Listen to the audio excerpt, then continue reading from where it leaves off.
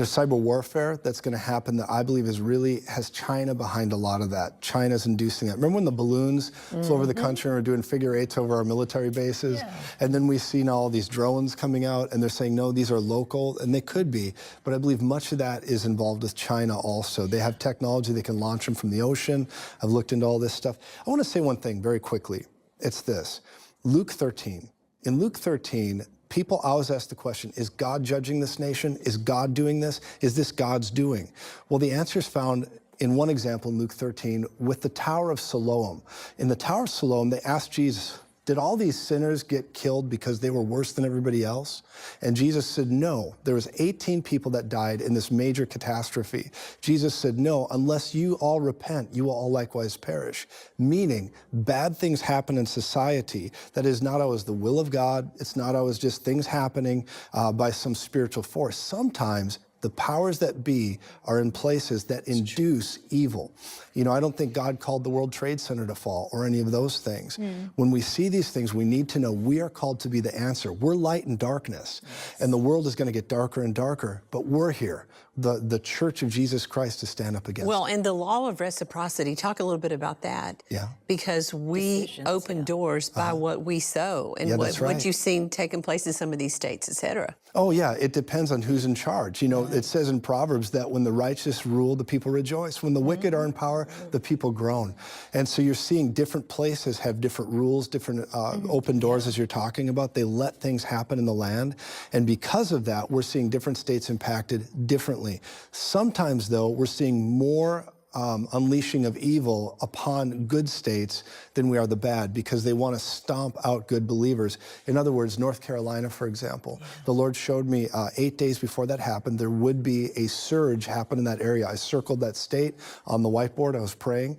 And then I thought it was going to be something to do with like a bomb or nuclear activity, but it was a hurricane, and it did devastating things there. But I believe that was weaponized, because when you look into some of this, I know this might sound crazy, but I really believe they use weather as a weapon.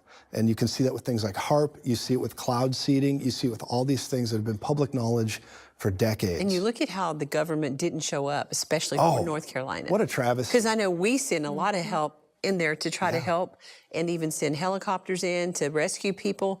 But they were all saying the same thing. No one is coming. Right. It's crazy. Let's send all of our money to Ukraine or other places, but let's not send it to our own people. But that's changing now, and it's happening. And I just really appreciate the fact that this network reaches out and it helps people the way you do, and the way you guys stand with Israel. It is profound. So another big hot button topic that people are talking about that you've shared a lot about is UFOs. What do you see happening in 2025 regarding that? 2025 or beyond, I believe they're going to do what I call ultimate disclosure. I think they're going to try to normalize UFO and alien life. There's a great deception in that, because eventually they're going to lead to only one narrative. They put us here. There is no God. These creatures put us here. And because of that, they want to absolutely cause us to fall in with that and call them our God, all those things. But there's only three things I believe it is. One, technology we don't understand. It's all over the air. I believe that's government or corporations. Secondly, Project Bluebeam, where they're blasting stuff in the sky and pretending like the Spider-Man movie. Or number three, it's real. You got real demonic stuff flying around up there. So you believe in aliens? I believe in demonic activity. I believe in fallen angels. I think that no matter what it is, angels, little green guys, lizard people, whatever it is that shows up, the hairy Sasquatch, whatever it is that shows up, Jesus Christ in us is greater than that evil, and we can overcome it.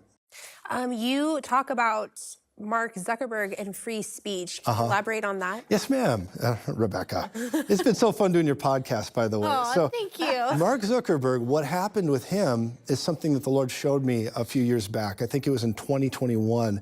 I was writing on the whiteboard prophesying. I saw Elon buy Twitter, and I put Elon Musk, somebody's going to do this freedom tech thing, and freedom tech would put pressure on all the other platforms. Now we're seeing that happen, and I even mentioned Mark Zuckerberg would be one of the guys that would fall in line and say, gee, freedom of speech is cool again. Maybe the totalitarian idea in fascism isn't.